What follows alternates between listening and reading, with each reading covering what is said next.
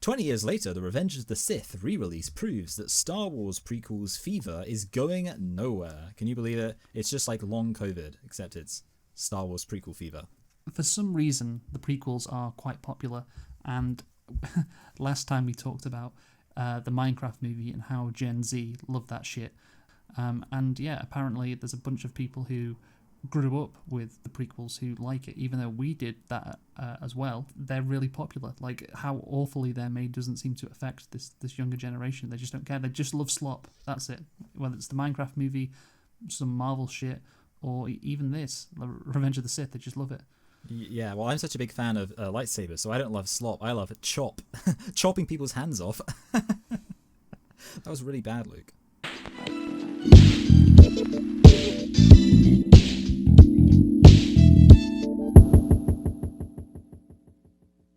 Hello and welcome to Select and Reflect, the movie review podcast where we look at films that have come out in the near and distant past. We give them a couple of watches and evaluate them beyond first impressions. I'm your host Michael, and I'm joined as always by my co-host Luke. And this week we are celebrating the 20-year anniversary of the release of Revenge of the Sith.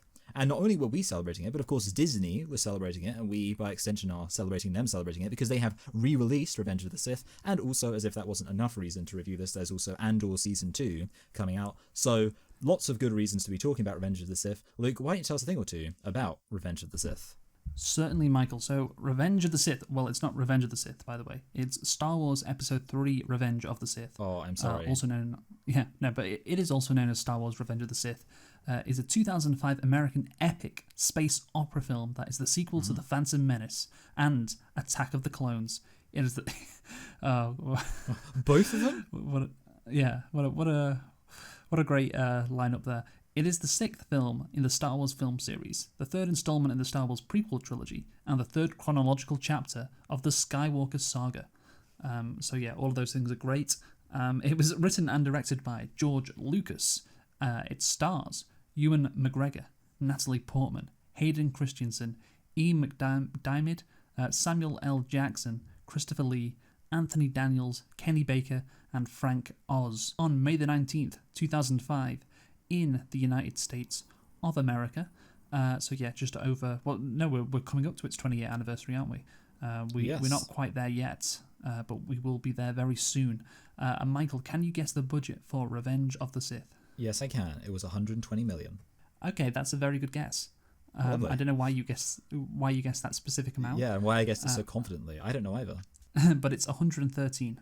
Oh, lovely. So well done. Now to the box office, which, because of the re-release of Revenge of the Sith, it's gone up by about $20 to $25 million, I think. Okay, yeah. I actually thought it might have gone up by even more than that. So obviously, I really just want to say 1 billion. Even though I don't, I know that Phantom Menace did really well, and this didn't do as well because everyone hated the prequels by the time this came out. But I feel like I can't be too wrong with that. So the Phantom Menace, you are right, grossed about $1 billion. This has only managed 902 million. Yeah, okay, good. I believe, the re-release put it over 900 million.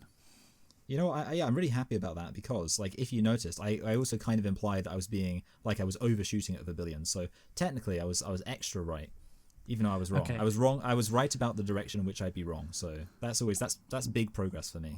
Right, let us get on to whether we liked this movie or not. So, Michael, did you like Revenge of the Sith? Well, Luke, let me ask you a question. Do you like hot takes?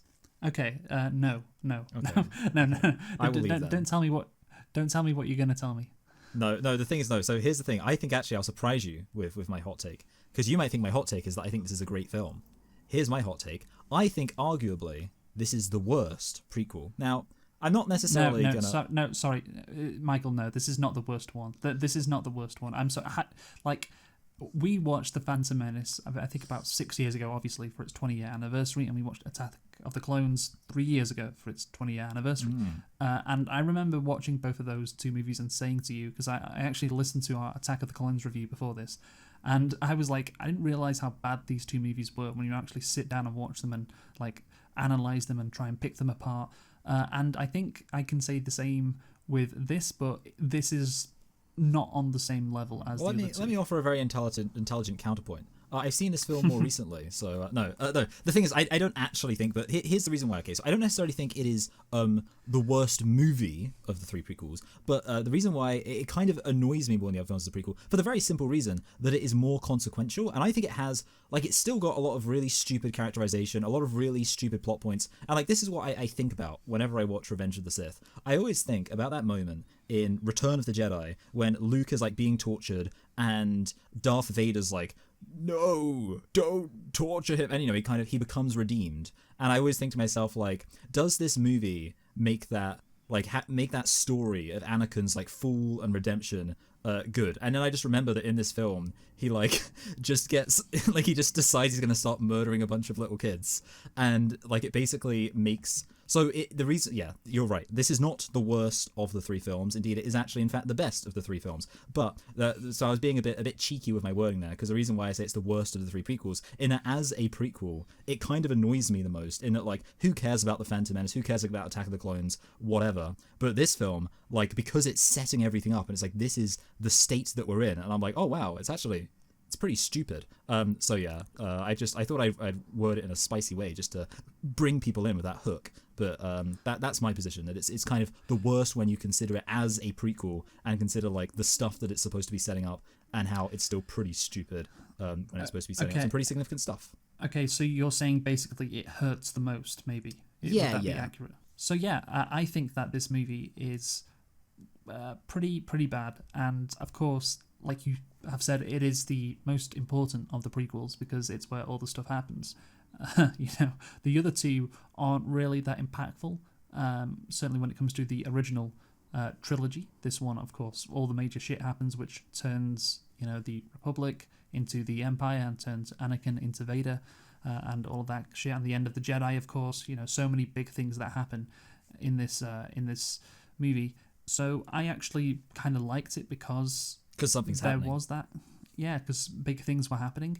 Well, I say I kind of liked it. I kind of liked it compared to the first two, where not a lot of stuff happened, and that's fine if the movies are good, but they're not good.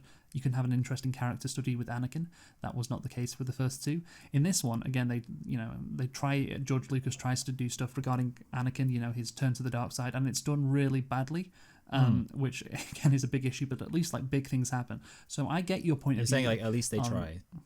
Yeah, well, it's not a case of trying. At least it's things happen which are consequential.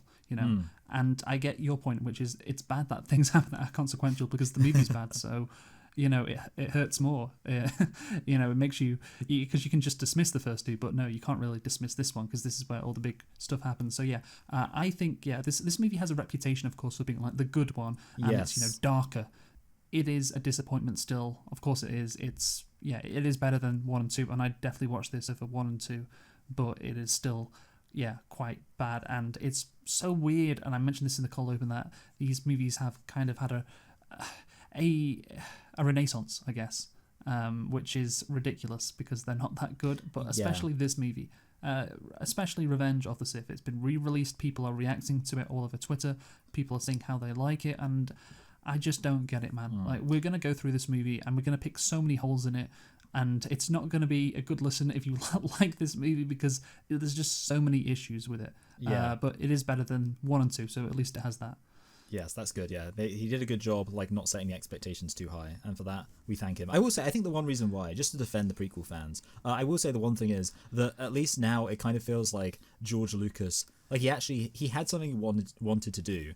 Whereas obviously I think with the Disney films just felt completely soulless and corporate. So that's the one sense in which I would defend the prequels. I'd say, in hindsight, everyone said at the time, all the Generation Xers were oh, George Lucas has lost his way and blah blah blah. But at least I genuinely believe that he thought he did something, and that's cute. Yeah. Anyway. Well, he thought he did something. He was just totally unequipped to handle it. And okay, that's fine, but your movies are going to be pretty bad with the Disney shit. Yeah, it's soulless. We just have to focus group everything and put everything together, and we've got to get this. There's not a vision, and of course, what the sequel trilogy was not planned out at all, which of course was its main issue. And all of that, of course, is a different issue to the prequels. But yeah, they're both bad. That's the thing, though. How bad Disney fucked it is unbelievable, because The Rise of Skywalker, for instance, is worse than this movie. And yes, that is crazy. saying yeah, that is definitely saying something. But anyway, let us get into nitpicks and litpicks for Revenge of the Sith. How many nitpicks do you have? I have 2. So I actually, not to say we don't always do this, but I actually had a legal copy of this movie, which of course we always go out and legally purchase the movies, but it meant that I had like a super HD version. Usually the regular legal ways I get the movies, I don't think I get the best HD quality. The thing is, that's kind of a nitpick, because it meant that I could see how bad the CGI was. Like, I was like watching it, I was like, man, you can really tell that this isn't that good when you're watching it in super HD. So I actually thought I probably would have enjoyed this more if it was like 480p, and I was like, wow, this looks so great. So that's nitpick number 1. Yeah, well, at the time, I think the CGI was quite good, but obviously it has aged poorly. Like, it's a big improvement, I think, over Attack of the Clones. And the mid-2000s was around the era where CGI started to get actually quite good. And you could make a movie which had a lot of CGI in it, and it didn't look bad. But this, is just, there are some moments, again, where it's noticeable that it's not great. Yes, and then this is like the other one, and this is very nerdy, but I just thought George Lucas, he was a real dickhead, because he totally screwed over the Clone Wars, because you get 2 lines here. One, Anakin says to General Grievous, like, oh, you're shorter than I expected. And 2, Count Dooku, Anakin says the line, like, oh, our powers have doubled since we last met. So George Lucas, completely inconsiderately, he knew that there was going to be this Clone Wars TV show set between the 2 films, because like that was already like in development. And he decided to include a line in this movie where Anakin was going to admit that between the 2 films, he hadn't encountered either of the 2 main antagonists. And those Clone Wars, as far as I know, they literally like they cared about the canon, and they intentionally made it so Anakin never met them. But it's like, George Lucas, you dickhead, why did you make it so they had to do that? Yeah, I mean, the Clone Wars are interesting because I think if you watch it, then you have a great appreciation for this movie. But I did not watch it, so yeah. Anyway, let's get on to my nitpicks. So okay, right, this one is one which I haven't seen anyone mention, and I don't know if this is an actual nitpick, but I just picked it up. So when Palpatine's right-hand guy, like the purpley blue guy. Oh, yeah. He says to Senator Bail Organa, the good senator, hey, you need to come to a special session of Congress, while he's flying his ship. And Yoda is sitting right next to Senator Organa. And this is, of course, a Jedi who Palpatine wants to kill.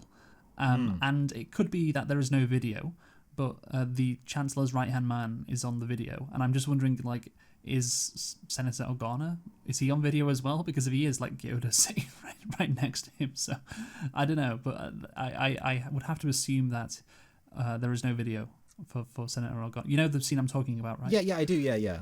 So, sorry, but so are you saying that, like, this would give away the fact that Bail Organa's best friends with Yoda, or are you saying, like, this would give away what Yoda's location is? Well, yeah, both, obviously, both. Yes, yeah. Both things, yeah.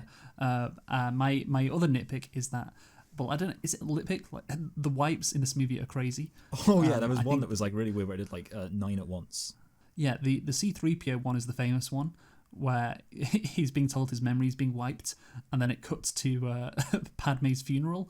But of course, you know it's a circle that comes inwards, so you see 3PO's dumb face in the middle of Padme's funeral scene on Naboo, which is great.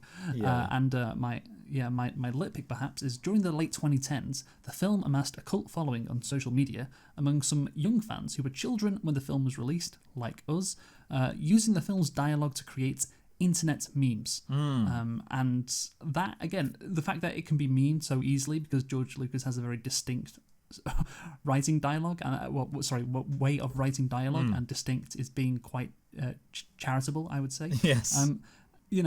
Again, it's crazy that people like it. Maybe they like it ironically, I don't know, but I do remember the prequel memes. They were a big thing, and they still kind of almost are. But yeah, they're fun, and I like that. Yeah, this whole operation was your idea. There were like several in there. I was like, oh man, I forgot. I mean, some of them's like, I don't know. The guy just says he's the Senate. Why is that so funny? He is. Yes, so the evil Darth Sidious enacts his final plan for unlimited power and the heroic Jedi Anakin Skywalker must choose a side. Revenge of the Sith is set 3 years after the onset of the Clone Wars, as established in Attack of the Clones, which depicts the rise of Darth Sidious and the Galactic Empire, as well as Anakin Skywalker turning to the dark side of the Force, which will have wide-ranging consequences in the galaxy that lead to the extermination of the Jedi. Like I said before, big things happen. You have a build-up to all these big events, even if, the build-up is shit. But, of course, it's still, consequential because of what it leads to. Everybody likes the original trilogy, I think. I don't think there's Star Wars fans who like the prequels but don't like the originals. And therefore, it's interesting to see how everything happened, even if it's done in a clumsy way. But again, just comparing it to the previous 2 movies, hey, like you naturally are more interested. Well, this is my point of view, of course, because of the rise of Darth Sidious, the Galactic Empire, and Anakin turning to the dark side, and the extermination of the Jedi. Like, these are massive things in this Star Wars universe, and they all happen in this one movie. Yeah, he really. It's kind of just hilarious that like the Phantom Menace obviously famously had nothing to do with anything really, and then this movie is like, yeah, we're just gonna go for everything here. It's just like, I mean, it's also a bit weird that they did have Anakin like murder innocent women and children in the second film, but we probably spoke about that then. Yeah, we did, yeah. But yeah, so again, we'll look at in this review whether Darth Sidious making the Republic an empire, is that done well or is that not done well? We'll look at Anakin turning to the dark side, is that done well? Spoilers, no. And also the extermination of the Jedi, is that done well? Well, it's kind of, it's connected to the first 2, isn't it? So yeah, all of that stuff is, it's important, but is it executed like Order 66, efficiently and to the point? May I say, by the way, Anakin's final fate, that wasn't done well. It was it was well done. But yeah, so again, you're creating, well, the pieces of the puzzle have already been created. You know where it's going to go. You just need to put it together. So you can't like fuck up the story that much compared to the first 2, where you weren't really putting the pieces of the puzzle together, because again, like, everything's going to happen in episode 3. That's the climax. And George Lucas did fuck up the first 2. He had to create something kind of original in the first 2, and he failed. But in this one, you don't need to create anything that original, because you already know where it's going to go, so you can't fuck it up as much as the first 2. But still, he does his best to do that, particularly with Anakin. But yeah, let's get into the script now. Right, so orbiting above Coruscant, Jedi Master Obi-Wan Kenobi and Knight Anakin Skywalker lead a mission to rescue Supreme Chancellor Palpatine from the cyborg separatist commander General Grievous. I would say like the opening scene is fine. Like, if this was happening, like, this is my take, you might disagree. If this was happening in a good movie, I don't think I would have any problem with anything that happens like up until the point when they get on the ship. Do you have any issues? There are heroes on both sides, though. Oh yeah, well that's interesting. Because obviously I would say that there aren't any heroes. It's kind of the whole thing with like the separatists is very strange, because they do kind of imply that like the separatists maybe have points. Like, isn't there a moment where like Anakin says like Padme is starting to sound like a separatist, and it's kind of implied that like the separatists have legitimate grievances against the Republic, and obviously I mean it's the Republic that turns into shit. Look, so man, I don't know. I just want to put that line. I just want to have had that line. Yeah. Well, you could have added it if you did have heroes on both sides, but Yeah, you don't really. No. So yeah. Also, I do like how we are flung into the action, and of course we know what's going on. There's a war, there's a clone war going on. The bad guys are the evil droids and Count Dooku, and the good guys are Anakin and Obi-Wan. So yeah, it's fun, and I just don't think, though, you said before, if this was in a good movie, people would be like, yeah, this is good. I don't think it's, again, we're kind of judging this on a curve. It's not as bad as the first 2, but I was watching it and I thought, the action just doesn't hit me where I want to. Like, it doesn't feel edited well, and it does seem quite slow paced at times. The whole first action sequence. I actually don't think, having rewatched it, it's that good. And again, this is one of the best parts. I mean, it's not awful, but it's just not that great. And so I just want to counter what you said before about if this was in a good movie, Yeah. I think you've done perhaps such a good job at countering me that you have made me just consider for a moment. I think like when I think about the flying, there's something about like the line where it's in my head when he goes like, "Uh-oh, buzz droids" or something, where it kind of feels like with some of the action beats, it's just like, and then this thing happens. Like it's almost it's not very, I guess, motivated. It's not like, oh, this happens and then that leads to this. It's more like, oh, here's another thing. Yeah, it's not that great. Also, I don't know. Again, the Clone Wars would explain this. I don't know why they're above Coruscant, because isn't Coruscant like the capital of the Republic? So if there's a massive war right above Coruscant, the planet, that implies the Separatists are doing really, really well. Yeah. I mean, I don't know, but it doesn't seem like they're doing really well throughout the rest of the movie. It seems like it's kind of equal. Yeah, it is a bit weird. Like, it does imply... I mean, to be honest, like, I have no idea how, like, troop... Like, in a world with hyperspace, you'd think that, like, troop mobility would just be a joke, because you can literally just send a whole load of Star Troopers, or Star Destroyers, whatever, immediately to someone's planet, and, like, it's not clear what stops them, but who knows? It's a broken universe. After infiltrating Grievous's ship, Obi-Wan and Anakin battle Count Dooku, whom Anakin decapitates at Palpatine's insistence. Grievous escapes the damaged ship before Obi-Wan and Anakin crash-land it on Coruscant. So, I mean, the obvious thing here, like, this is the thing which I was like, should this be a nitpick? But I think it's too obvious. Like, why doesn't Dooku say anything, like, when he realizes he's been betrayed? You'd think, I mean, you could say he was like too shocked, but you just think out of spite, you'd be like, yeah, by the way, Anakin, Palpatine's Darth Sidious. Yeah, but here's the thing, he is devoted to this guy, so he's shocked and he doesn't want to reveal. I'm kind of fine with Dooku not saying anything, because again, he is the apprentice of the Sith. He believes in this project, and I suppose he just does not want to betray his master. So there you go. I can understand that in that case. But yeah, obviously he's shocked and he's pissed off, but he just doesn't want to say anything. Also, like, of course, Palpatine is revealed to be the Sith later on in the movie. Again, it was kind of obvious from the first two movies, especially the second one. But right, okay, isn't it obvious that Palpatine is a bad guy? It's almost like he set this whole thing up. Again, if you're just, and then he asks Anakin to kill Count Dooku.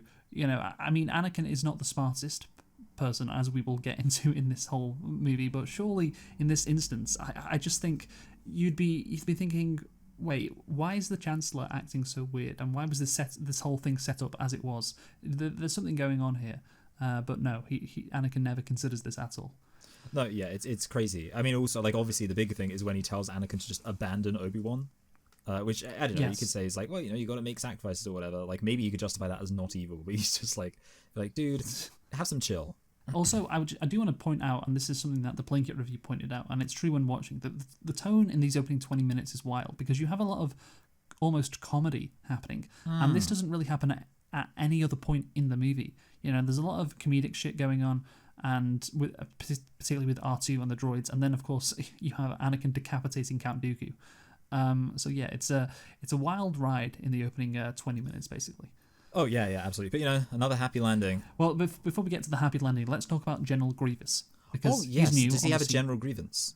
Yes, but I'm fine with him being new because he's evil and has an evil name. So, you know, that's cool. Like, he's just a very one-dimensional evil character who has a cool design. You know, he's kind of charismatic. Yeah. I like that he coughs. He's got something about him. But yeah, I know people complain about it because this new guy's just been introduced. Who the fuck is he? Of course, the Clone Wars hadn't been released before this came out. Oh no, there was a special Clone Wars episode. Yes, there was. There, yes, that, yes. Yes. So again, he was introduced, but again, most of the audience wouldn't have any idea who this guy was. But yeah, I'm kind of fine with this character. What do you think?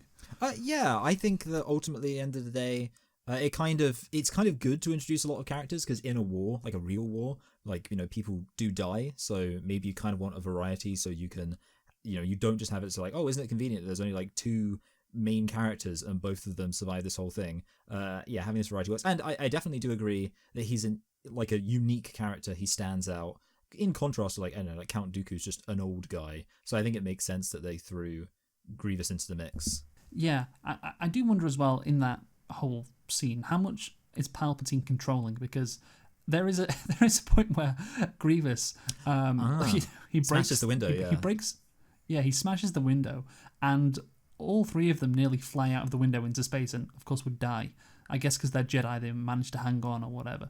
But like, you know, and then of course you have the crash landing. I was thinking about that. Yeah, where, like you can see like there's a moment where you can like see Palpatine kind of like gripping like nervously at the the seat or whatever, and I was just thinking like in his head he's thinking like, oh man, this would like really suck if after all this time I just die in this plane crash. Anyway, so Lucas began working on the screenplay for Episode 3 before the previous film Attack of the Clones was released. In The Secret History of Star Wars, Michael Kaminsky surmises Lucas found flaws with Anakin's fall to the dark side and radically reorganized the plot. For example, instead of opening the film with a montage of Clone War battles, Lucas focused on Anakin, ending the first act with him killing Count Dooku, an action that signals his turn to the dark side. Yeah, I mean, I'm glad that like only now he realized like there were flaws with Anakin's, changing his position. But I don't know, like it's kind of one of those weird situations. I mean, I go back to the fact that he literally did murder women and children in the second film. I don't know, like he just seems to like, well, if we just have Anakin randomly do evil things throughout the movies, then that sets up that he's becoming evil, which is I don't think really how like it works. Yeah, it was in terms of Anakin's fall to the dark side. It's he found flaws with it in the original script because of how fucking bad must that original script have been, honestly. But because I can find some flaws with Anakin's fall to the dark side in this script, George. But yeah, so okay, it's good that they didn't open the film with a montage of the Clone Wars battles and instead focused on Anakin because it is really about Anakin more than anything. And of course, him killing Count Dooku. Yeah, that's maybe a bit too far. But maybe he's already gone a bit too far in the second episode. But yeah, I think overall, I just want to point out the fact that he started writing the script before the release of Attack of the Clones. If you remember, the Attack of the Clones script was only given the thumbs up a few weeks before production or filming was to begin. And the fact that he started writing it before the previous movie, it meant he knew what he was doing, and it may explain why things aren't as bad, although things are still quite bad. But yeah, I don't know. It is possible that things could have been worse with Anakin's character arc. It is certainly possible. Because I've seen the first 2 episodes, I know how low Star Wars can go. So yeah, at least it's not as bad as it could have been. But yeah, still ain't great. But let's continue. That's a beautiful way of putting it. So Anakin reunites with his wife, Padme Amidala, who tells him she is pregnant. Anakin has visions of Padme dying in childbirth. I think in principle, this aspect isn't that bad, that him having visions, I think it works with the fact it was set up by it being the case of his mum as a motivation for him to want more power. And I also I don't know, I kind of it's very weird that they've been married in secret this whole time, but I kind of like the idea that they've got this baby and that's a good thing, but they kind of got to be secret about it. I'm okay with this. No, I think it's fine, I guess. I don't like how Coruscant is normal, by the way. I will point that out, because there's been this massive battle right above it, but everything's just continuing on like normal. Yeah, and you would think, that's kind of the crazy thing, because obviously, their ship crashed, but you would think every ship that's getting destroyed in this battle would be falling down to Earth, and most of them wouldn't be being intentionally piloted towards runways. So yeah, it should be killing many, many people. Yeah, so the thing with Padme and Anakin is that the dialogue is awful, and it has continued to be awful. It was a problem in Attack of the Clones, and it's a problem here. No, you're beautiful because I'm in love with you. What? That's like, Luke, the problem is you've never known true love, so you just don't understand how real it is. I still can't understand what they mean when Padme says love has blinded you. Yeah, does she think she's ugly? Yeah, it's weird. I don't know. Anyway, it's shit. Of course, the whole thing about Padme dying in childbirth, he has these dreams. That's a good motivation for Anakin, but I think there needs to be more to it to do a full 180. He needs to be properly seduced by the dark side as well. And I'll talk about that a bit later on when. Oh, good. I also want to talk about that later. Okay, that's great. But yeah, I will say Hayden Christensen's acting, I think, is much better with Padme than it is with Obi-Wan. With Obi-Wan, he seems quite stale at times. I think Hayden Christensen's acting was quite bad in the opening scenes aboard that separatist starship. Where he are you saying he was trying to impress what's her face, Natalie Portman? Yes, because he thinks she's hot. Yes, exactly. No, but I do think it is a lot better, and I think maybe that comes down to maybe George Lucas or Natalie Portman or whatever, but his acting gets noticeably better, I think, when he's with Padme compared to when he's not. But the dialogue, of course, he can't help the dialogue. The dialogue is what it is. That's George Lucas's problem. He can't do anything about that. Yeah, absolutely. But yeah, I think I would agree with you. I was going to say I thought his acting when he like found out about her being preggers, it had some kind of subtlety to it.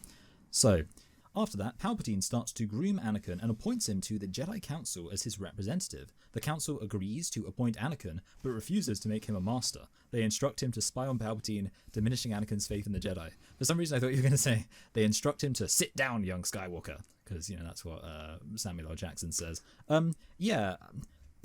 I do think like it's I kind of actually look, I don't want to compliment this movie because then we're going to do like a good cop bad cop thing, but I keep thinking about the things that I kind of like. I do sort of like that the Jedi are actually in a quite believable damned if you do, damned if you don't situation, where essentially their options are either to like basically be cucked by Palpatine by not doing anything about it, or try to do something to stop him, in which case it looks like they're proving what Palpatine's saying is correct. So like that specific aspect, again, I'm thinking about like elements that if part of a larger story could work. And I think the fact that it's basically like Palpatine's like, the Jedi are trying to take over. And yeah, the wider context doesn't really make much sense, but the specific idea of, well, if they try to stop him, it looks like they are trying to take over. Yeah, I was going to talk about that a bit later, but yeah, you're right. I think the Cold War between the Jedi and the Chancellor is interesting, or has potential to be interesting. I just want to talk about Anakin here, of course, because obviously he has this conflict, do I back the Chancellor or do I back the Jedi? And that's a good conflict for him to have. It makes sense as to if he's going to turn to the dark side. Okay, he'd be split in this instance. Although I will say the friendship that he has with the Chancellor, it only started in this episode. It didn't really happen at all in Attack of the Clones, and it seems quite sudden. He's known the Jedi for years, and Palpatine started to pay attention to him, within the last few days, basically. I don't know the timeline exactly. Like the Jedi, they've raised him basically, and Palpatine has not. So I think there needs to be a stronger connection throughout the rest of the prequels for this to be somewhat believable, for Anakin to want to side with the Chancellor. And you could say, well, the Chancellor is just manipulating him, because he's using his dark side, force shit to, so Anakin likes him. I don't know how you do that, like almost like a mind control thing. That's pretty. When you put it like that, I almost feel sad for Palpatine. He's like, I can make him like me using my special powers. Yeah, but then again, that's just uninteresting if that's the case, because then it's not Anakin's character. He's just been tricked. But yeah, here's the thing as well. The Jedi knew it would piss Anakin off to allow him to be on the council, but not grant him the rank of master. Again, he says it's an insult, and it sounds like an insult considering it's never happened before. And the Jedi, of course, want him on their side. So what I would not do if I wanted Anakin on my side and I wanted him to choose us over Palpatine is I would not do something that would really piss him off.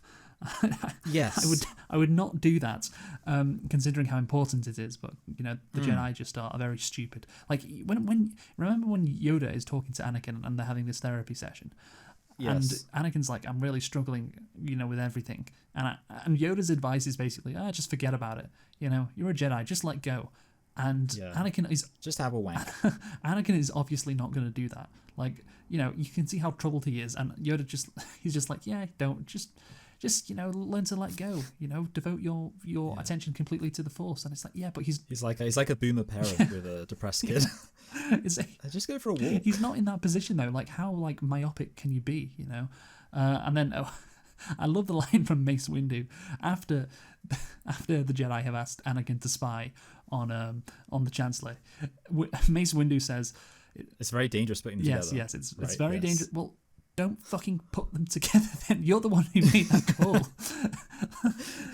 He's like as he's he's going to confront Chancellor Palpatine, he's like, Anakin will probably betray us and kill us. Yeah. Anyway, let's go. The thing is, I did want to say about that, it would make sense if it was a situation where it was the Jedi are so pure or so principled that they refuse to play the game and they refuse to even consider they're like, oh, Anakin's like a Jedi, we don't have to worry about him because he'll be on our side, and that would make them principled and naive, which would be, at least you go, okay, that makes sense. That's their philosophy. The problem is you have Mace Windu say I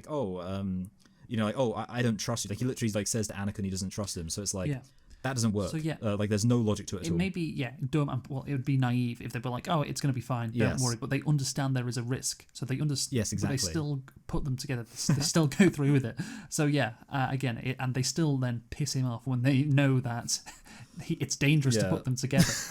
It's like before that meeting, Mace Windu was like, it's very dangerous telling him that he's not going to be master. Yeah. Anyway. Yeah, again, the Jedi just don't handle the situation well, and this is a problem throughout all the movies. Do you have to pay close attention to the politics in the movie? Do you think that you have to pay attention maybe to the fact that it's actually all about George Bush? Because, okay, right, Dooku recruiting planets to the Separatists in Attack of the Clones, we talked about this, was kind of complicated because we didn't know why these planets were joining the Separatists, and that was driving the whole plot, and that was quite complicated. But in this movie, it's just a war, and that is relatively simple, and I think that's why people prefer it to the first two as well, because again, a war is simple. You got the good guys, you got the bad guys, they're fighting each other. There is some politics, with the Chancellor giving up his powers, but that's simple enough, I think. That's not really that complicated. Yeah, well, I mean, it's like Obi-Wan says, I'm not brave enough for politics. Neither was George, clearly, the coward. He should have just stuck to it. Should have made this whole thing a political thriller. No, yeah, absolutely. I think having it be a war makes it a lot simpler, makes it kind of easier to understand, and you just be like, oh yeah, like people have wars all the time. We don't have to get into like the politics of why Russia invaded Ukraine. they're just the baddies. Yes. That's all there is. Yeah, to it. But that's fine in this movie. I know you're joking, but yeah. No, yeah. I do think in this movie it is fine. I will say, by the way, yes. of course, because right, I'm going to talk about Padme now because we're on the subject of politics, and Padme has some deleted scenes in this movie. With I don't know if you've seen these scenes, but basically she and a bunch of senators are like talking, and then in one scene they confront the Chancellor as well. Well, they don't confront him; they're like in a meeting, and Anakin is standing next to the Chancellor. And the thing is, in this movie, Padme is so neutered. In the first two movies, she was doing quite a lot of stuff. She was, of course, in the second movie, she was like this action hero. Yeah.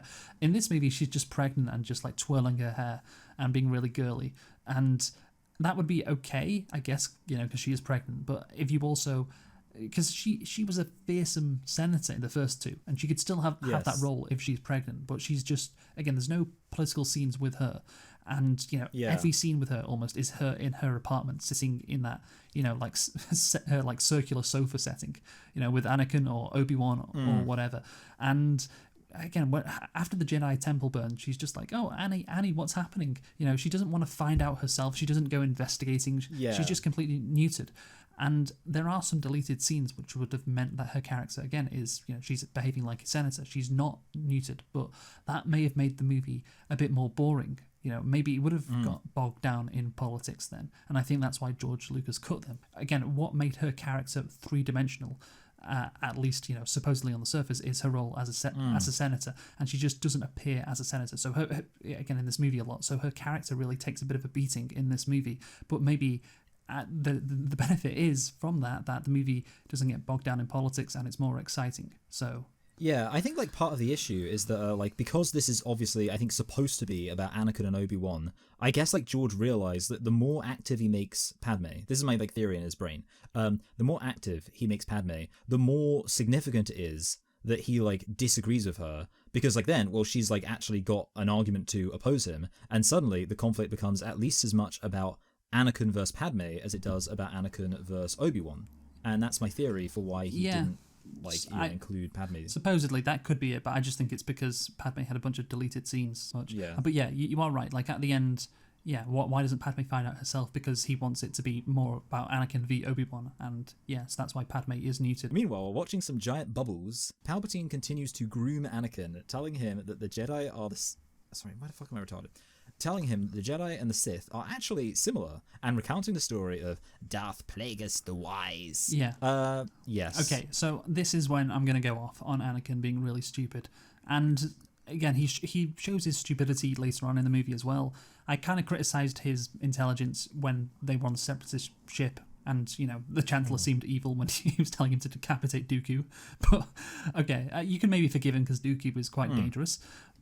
But then he did tell him to leave Obi-Wan, but whatever. Okay, right.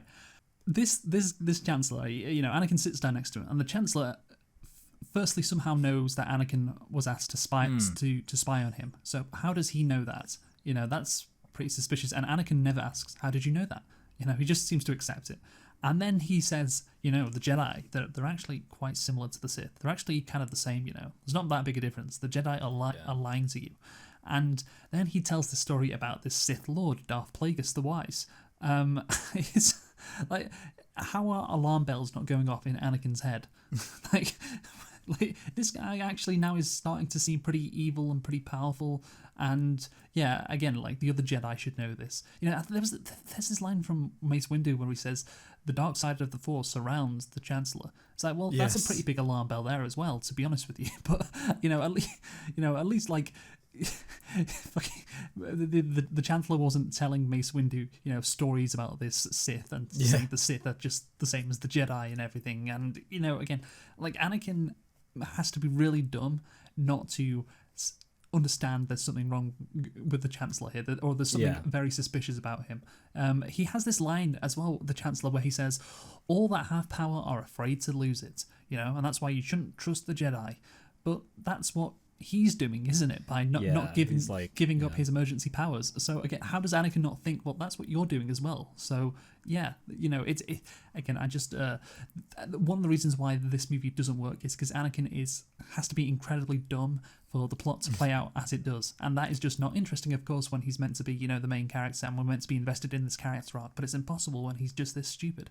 I mean, yeah, everything you said there is valid, and I don't feel like I have anything valuable to add by just saying, like, oh, that's accurate, but it is. The other thing is, like, the fact that he's specifically like, oh, Darth Plagueis could, like, save people from dying. The thing is, it gets very specific when it comes to, like, him turning, that it's like, oh, it's 100% just about saving Padme's life. That's another good point, yeah.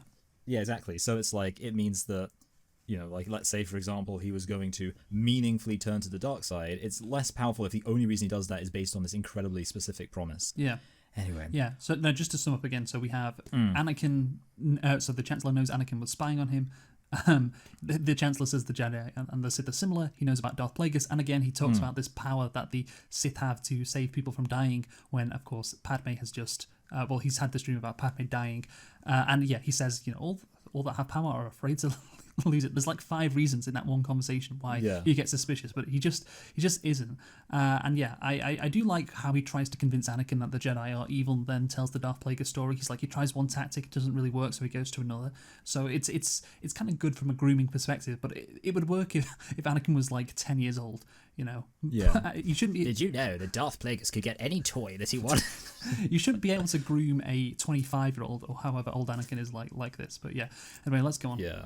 On Utapau, Grievous relocates the Separatist leaders to the volcanic planet Mustafar. Obi-Wan travels to Utapau, where he confronts and kills Grievous, while Yoda travels to the Wookiee planet of Kashyyyk to defend it from the Separatist droid attack on the Wookiees. Yeah, so, I mean, this is, like, fine. I guess it's just action. Well, I will say, shows the war happening. Once again, Obi-Wan and Anakin are apart like they were in Attack of the Clones.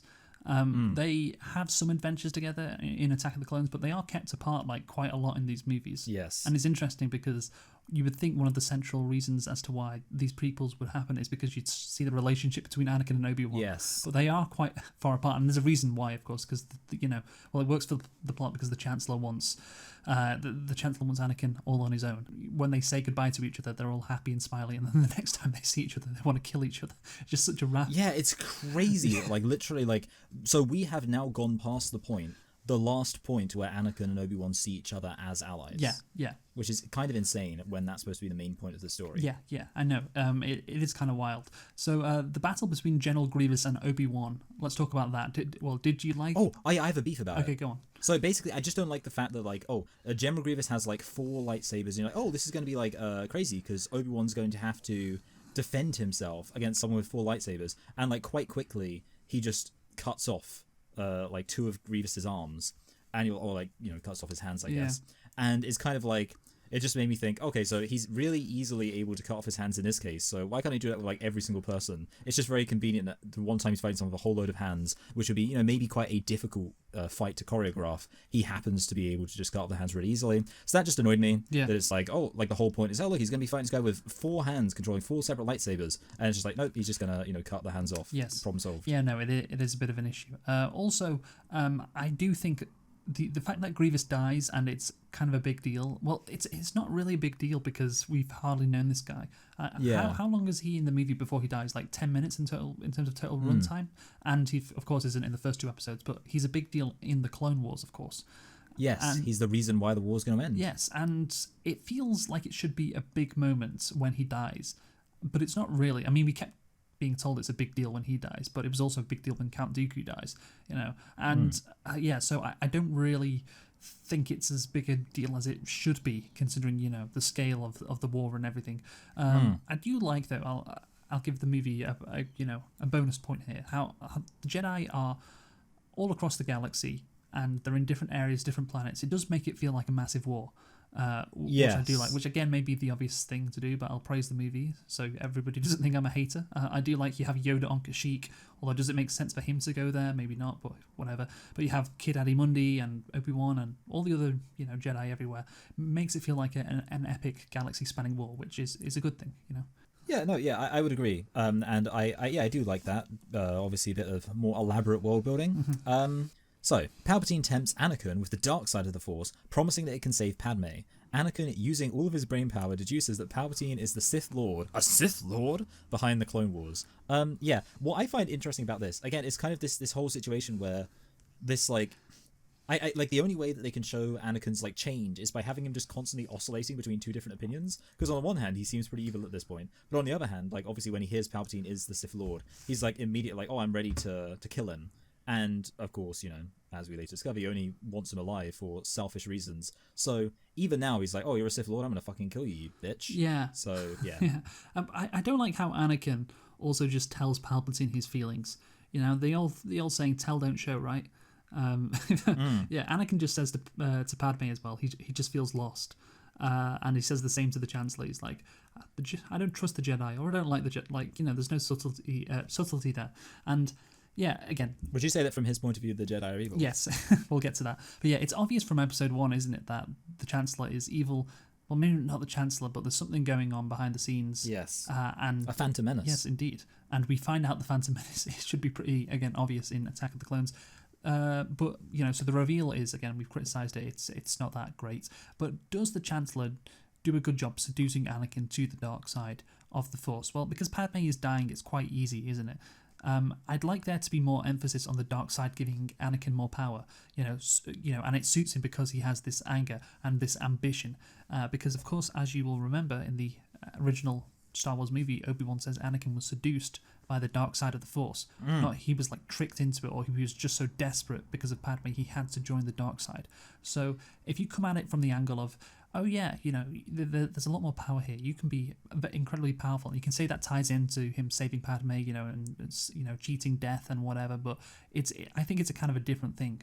So if you seduce someone with the dark side, you show them a new world, which you didn't think possible. A whole new world. Yeah, rather than just Anakin being desperate to save Padme, and there's a difference there. And I think it'd be more interesting if Padme wasn't dying and he wasn't desperate to save her. Yes, you know what, Luke? I'm glad that you brought up alternative possibilities, because this was something I was thinking about, and I was like, man, I hope that Luke is down to talk about some alternative possibilities. Here's the thing: I think, and I'm not saying this would be easy to pull off, but I think it only really works if Anakin is basically fascist coded, which I know he is in the second one, where he says oh, they should be made to agree. But here's one thing I think would need to happen, because I happen to just get, it makes sense because of the thing, YouTube algorithms pushing Star Wars stuff, this clip of Mark Hamill talking in the 1970s about the prequels, and he says, there's going to be, Luke is going to return because in the prequels, by the end of that,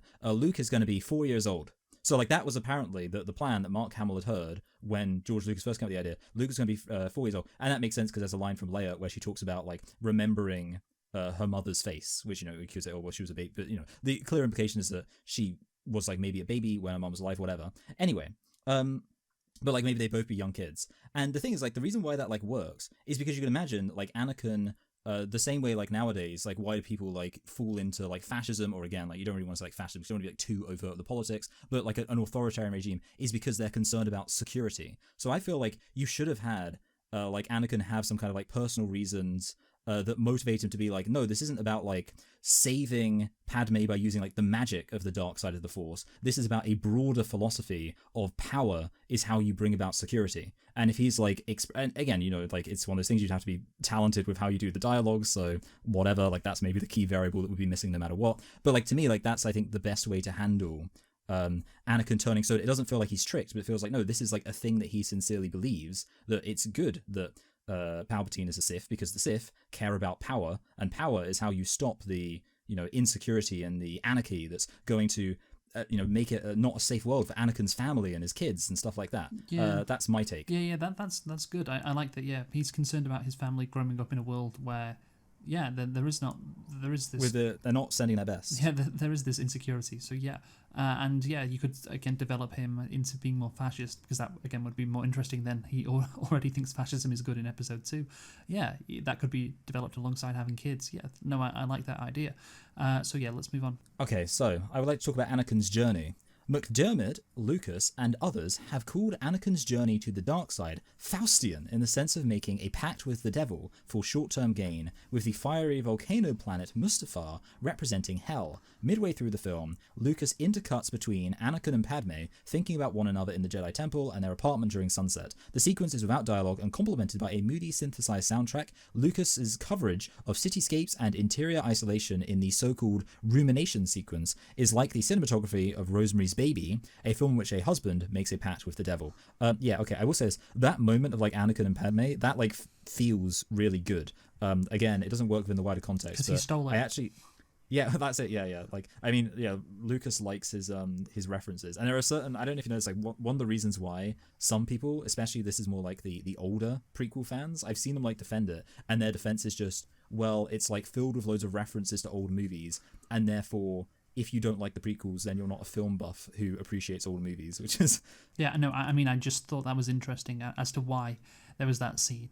And yeah, the pact with the devil, Mustafar being a planet from hell, or like hell, yeah, that all makes sense. Yeah, but it gets at the issue you said, which is that it's less compelling if he was tricked into it. Yes, that is the crucial thing, yes. It's not really a pact with the devil, it's more he is so scared, so he has to do it. Rather than the pact, which means, well, a pact I guess can be you're desperate, but it would be more interesting again if he goes along with it because he genuinely, is intrigued by the dark side. Yes. Anakin reports Palpatine's treachery to Mace Windu, who confronts and subdues Palpatine, leaving him disfigured. Desperate to save Padme, Anakin prevents Windu from killing Palpatine by slicing off his right hand. Palpatine then sends Windu falling to his death. Okay, I have two things here. One, you may have heard, I don't know if you heard there was like a smile on my voice. It's because I remembered the fact that I always thought that Mace Windu was actually called Master Windu, and that they pronounced his name. So when I saw like it was spelled M-A-C-E, I was like, oh, it's Massa Windu. But now I realize, considering that he's black, saying the word Massa is like it doesn't work, because that's what like obviously slaves would say. So I just suddenly thought that just then, and I thought you should know that. But no, the other thing I wanted to complain about is that like the whole reason why, like, this really bothers me to no end. The whole reason why like Anakin, maybe not whole reason, but Anakin like saves Palpatine is because Palpatine does like this small bean routine where he acts like, I'm too weak, Anakin, I'm such an innocent old man, and like that seems to be like he's clearly going for that as if it's something he thinks is going to appeal to Anakin, and I guess maybe in some sense it does, but then obviously then he's like unlimited and like kills him, and it's just weird because you think like, personally, if I saw like someone being attacked who was like, I'm an innocent old man, and then I intervened, and then I saw that person be an evil person who blasts someone off a roof with force lightning, I'd be like, oh, okay, I clearly obviously made the wrong move here. Yeah, no, he's been tricked, but he's fine with it. He's absolutely fine with just being tricked. Yeah, he doesn't care. It's just like, oh, what's it called? The sunk cost fallacy. That's literally, this is the sunk cost fallacy, but billions die. Yeah, in this, I just want to say, by the way, the other Jedi die so easily. It's oh yeah, this is another thing, yeah, isn't it? Yeah, it's such a joke. And yes, also, should the Emperor have a lightsaber? Because it is, as he says, a Jedi weapon. The Jedi Knights used lightsabers. Darth Vader uses a lightsaber because he was a Jedi Knight. The Sith shouldn't really use a Jedi Knight's weapon. They should have other weapons. But again, George Lucas, his brain does. It's just so simple. He doesn't think about this. It is an exciting scene, relatively speaking, compared to the rest of the prequel trilogy, which makes sense, and it is of course, a pivotal scene, and it is not bad. Like when Anakin cuts Mace Windu's arm off, and then the Chancellor blasts him. Again, it's stupid how Anakin just gets tricked, like he always does, but it's good. It's not bad. It's actually quite well done, and of course, this is the most pivotal scene maybe in the entire trilogy, because this is when Anakin confirms he is joining the dark side, basically, and it could be worse. So kind of a thumbs up on this one. Is all I'll say. Yeah. I mean, yes, you're right. Despite being horrified by his actions, Anakin pledges himself to the Sith, and Palpatine knights him as Darth Vader. Okay, I don't know when to bring this up, but I think no, actually, I'm gonna save myself one moment. I just want to say, like, a lot of stuff happens at once. But the main thing we'll just focus on for now is the fact we kind of covered already, which is Anakin has been tricked. He hasn't really shown very much ideological commitment to the Sith, and indeed his main thing is like, oh, I just need to save Padme, exactly. And of course he's told like, and I know this is from the like Plinkett review, the that Padme delivers the babies in like just what seems like a few hours from here, so presumably she was very close to being due. Anakin thinks she'll die in childbirth, and he's like, to defeat death is a power only one has managed. And it's like, okay, well, Anakin's in trouble then. Yeah, that is another issue. But I'm going to talk about an issue which I had with this scene, which is, again, this is where Lucas is, like, he has this autistic brain for sure, and he just can't, like, think, he's like, well, now he's killed Mace Windu, of course he'll just be a Sith, obviously, like, and just change everything about his personality, and wants to be Palpatine's apprentice, because, of course, he is disillusioned with the Jedi, but that's because he didn't like that they kept saying the Chancellor was a bad guy. Yes. But now the Jedi have been proved 100% right. Again, this is where the lack of intelligence comes in. He's not thinking, wait, maybe... Sunk cost fallacy. Maybe it explains everything. Maybe I shouldn't have been disillusioned with the Jedi because they kind of had a point. And Anakin is like, yeah, seems like the Jedi try to kill the Chancellor. Well, obviously next is the Senate.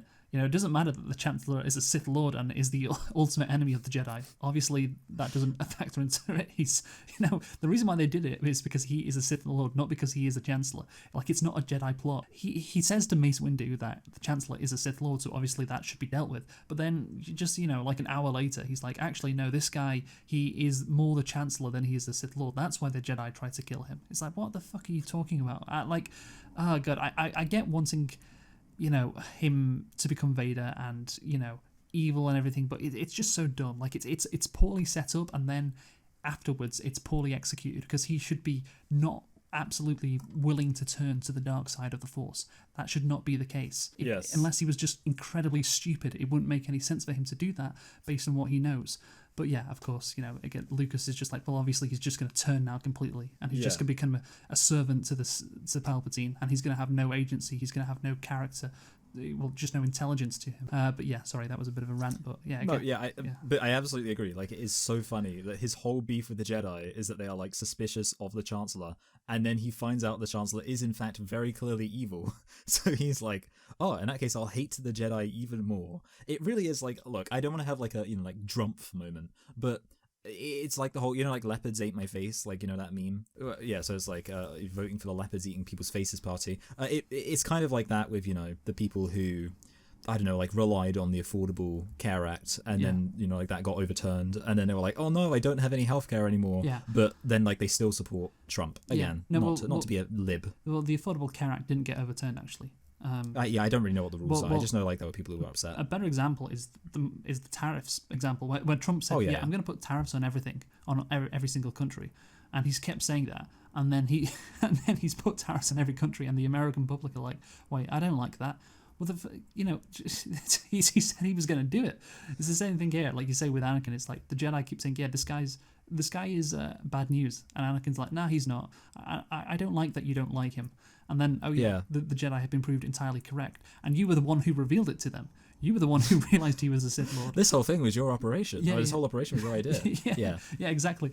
And then after, okay, I get you kill Mace Windu because you don't want this guy to die because you want to save Padme. But then again, you're like, oh yeah, no, actually the Jedi were trying to kill you because you were the Chancellor. That's why. Even though I know you're a Sith Lord because I was the one who told them. It's again, he's just so fucking stupid. Yeah. Oh, just to jump ahead, like, and this is just because it's very relevant.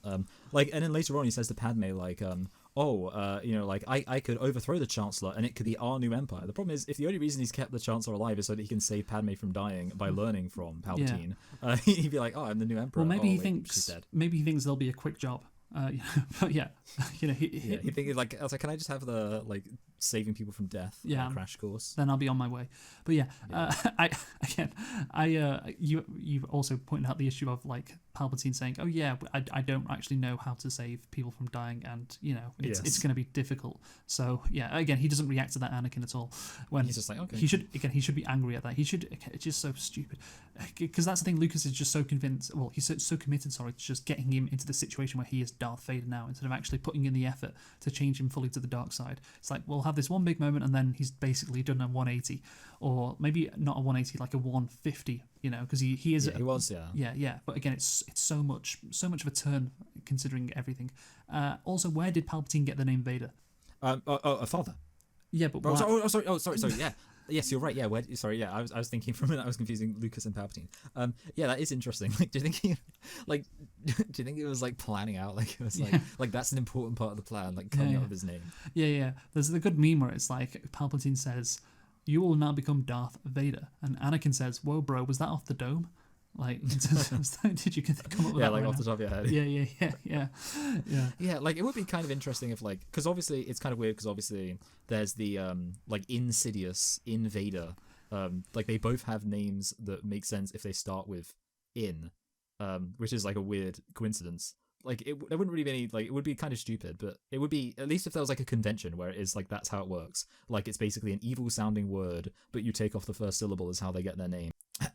Palpatine issues Order 66, which commands the clone troopers to kill their Jedi generals across the galaxy, while Vader kills the remaining Jedi in the Jedi Temple. Vader then travels to Mustafar to kill the Separatist leaders. Okay, so I'm glad that you've written all of that together, because here's the thing, so much happens. I want to briefly return back to like the how could this have been done differently thing, because I saw, and I'm gonna like launder in part this opinion through someone else by presenting a more exaggerated version of it. Actually, I'll tell you my opinion first. Okay, so I think that this would have been much better, especially considering that the Phantom Menace was pointless, if Attack of the Clones, being the second act, traditionally the second act is the darker one, if Attack of the Clones ended with something like Order 66, where essentially Attack of the Clones is when there's a huge devastating loss for the Jedi, and then with Revenge of the Sith you already have the Republic in tatters, like this serious situation, and then you can focus on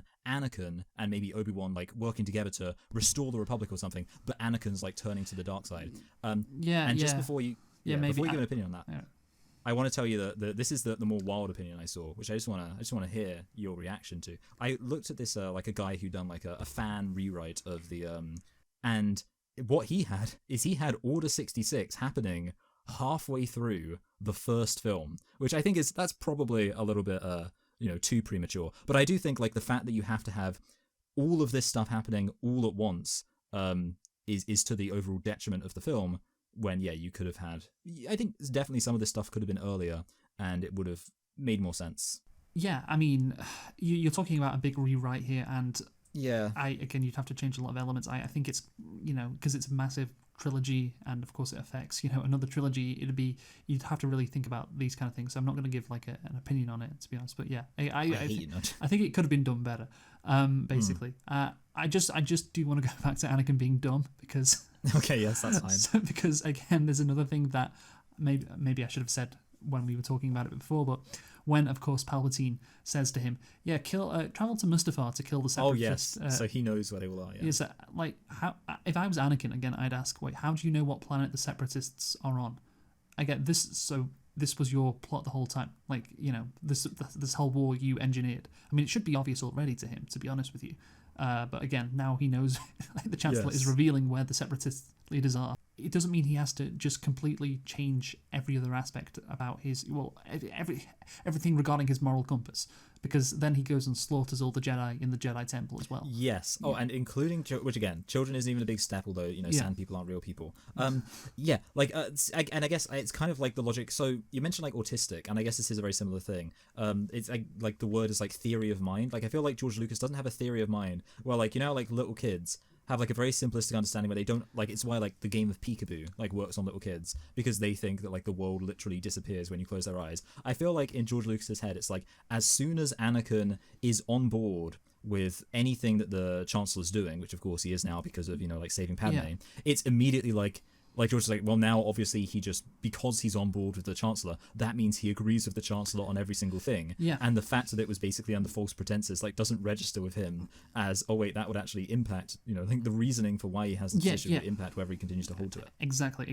Like I said before, it's Lucas's autistic, like childlike brain. It's like, yeah, oh well, he's bad now. So that's it. So he's bad now. Okay, fine. Yeah. And the other phrase would be like equivocation, where it's just like in his head there's just like one kind of like evil or whatever, and it's like, well, as soon as he agrees with this evil guy, obviously he's on board with all of his evil plans. Yes. Which of course is not how it works. Because he's bad now. Like he's because he's like morally he's gone from good to bad. So there you go. Nice and simple. Yeah. Or the Order 66 thing, I will say, I do like that sequence. That there is some nice sad tragic music playing while that happens. I think it's done quite well, so thumbs up for that. Again, I don't want to seem like I'm a hater. I will give the movie praise when I feel like it's due. Although the name Order 66, again, why was 66 chosen? Was it because 666 was too on the nose? On the nose. So 66. I think that definitely was the case. I think I thought that in the movie theatre at the time when I watched it, because I remember seeing this back in 2005, and I think I knew 666 was like the number of the devil. So I think in my head I was like, oh, Order 66 because it's almost the devil number. So yeah, again, Lucas's kid-like brain coming to the fore there. Yeah. Okay. Do you want to hear like the exact opposite? See, you were like thinking about Order 66 and like analyzing the movie. I remember when I went to see this movie, to be fair, like, you know, it was back before you had like on-demand streaming or anything like that. I hadn't seen like any Star Wars. I'd seen Star Wars like when I was like very young, and I don't think I'd seen any of like the other Star Wars movies recently, such that I'd pretty much like forgotten a lot of the details. So I actually had a moment of being like, oh wait, Palpatine's the Emperor. Because like I remembered the Emperor from like the original things, but it had been like a long time. Do they ever call, like, this might be so retarded and you probably don't even know the answer, but do they actually call Palpatine, do they call the Emperor Palpatine in the original trilogy, or is he just called the Emperor? No, he is not in the original, no. Yeah, okay, yeah, that makes sense. Anyway, and I guess we also aren't told his name's Darth Sidious. I don't know about that. Yeah. Anyway, Palpatine declares himself Emperor in the Senate, transforming the Republic into the First Galactic Empire. He denounces the Jedi as traitors. So I was going to ask here, is it okay that the Senate thinks the Jedi are evil? Because, of course, we've already discussed how dumb it is for Anakin to think that the Jedi are evil, you know, especially as the Jedi have basically been proven correct, and he knows that.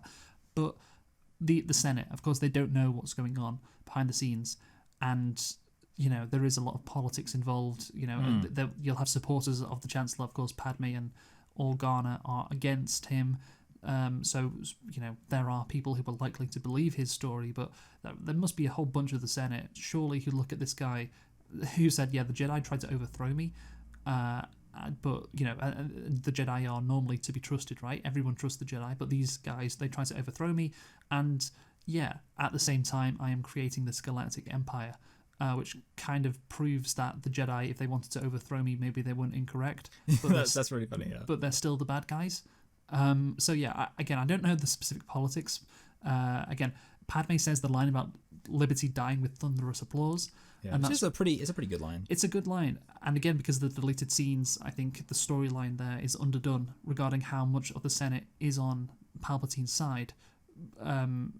Maybe those deleted scenes don't go into the wider Senate. Maybe it's just about Padme not liking how, and the other senators not liking how aggressive the Chancellor is being, you know, holding onto his powers. But you would think that there would be, again, there would not be thunderous applause for what the Chancellor is saying, because it just seems so ridiculous, like his claims.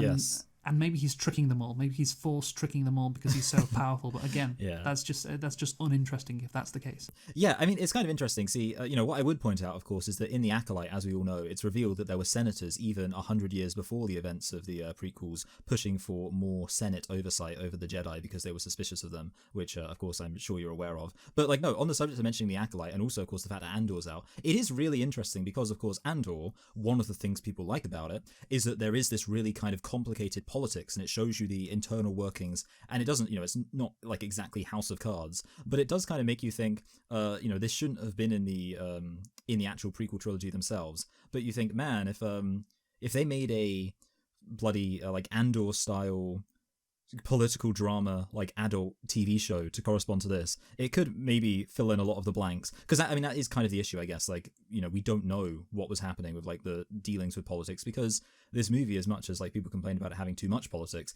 it didn't go in, like I say, this certainly wasn't House of Cards. It wasn't like shoving Palpatine making deals and hiring hookers to sleep with senators so he could blackmail them into voting for his legislation. So for all we know, there was this sophisticated thing going on in the background which justifies it. But I suppose you could say, even if that was the case, the film should have done something to communicate that. Well, again, if it did, and again, maybe those Padme scenes did not do that. Maybe they did. But again, the issue maybe Padme hired the hookers. maybe, but the issue of digging into that again, it could have become quite boring. And the movie then could get bogged down in politics. But again, the alternative is what we get, which is just like a massive question mark. Is like, how realistic is this? And it doesn't seem like it should be realistic. Yeah, on what's the word? Prima facie, which is to say, on first face, it looks like nonsense. Yes. I mean, literally, face. Like, look at his face.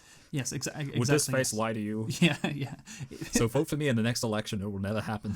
Yeah, it does not seem like Palpatine should have been able to convince the Senate that the Jedi are evil, and also he's forming a galactic empire in one go. That seems pretty stupid, but we don't know the politics. Maybe he would have been explained, but I doubt it.